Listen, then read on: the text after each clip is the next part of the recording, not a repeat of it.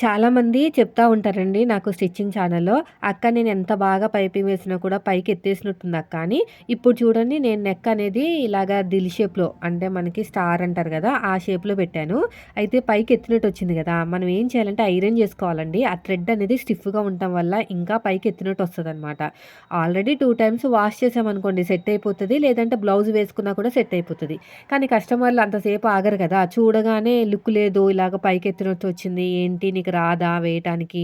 Piping first time వేస్తున్నావా? అలాంటి పిచ్చి పిచ్చి క్వెషన్స్ అన్నీ కూడా రేజ్ చేస్తారనమాట.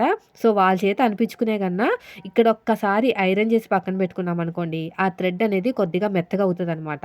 మెత్తగా అయ్యి, స్టిఫ్‌గా అయ్యి అక్కడ ముడతలు లేకుండా నీట్‌గా కనిపిస్తది. సో, ఆ మాత్రం ఫినిషింగ్ ఇస్తే చాలండి. మన వైపు నుంచి ఎలాంటి కంప్లెయింట్ రావు. ఇక్కడ చూడండి ముందు మొత్తం కూడా పైకెత్తినట్టుంది గదా! ఇప్పుడు చూడండి షేప్ అనేది ఎంత బాగా హైలైట్ అయిందో. సో, మీరు ఒక చిన్న టిప్ ఫాలో అయితే మనం మాట పడాల్సిన అవసరం లేదు.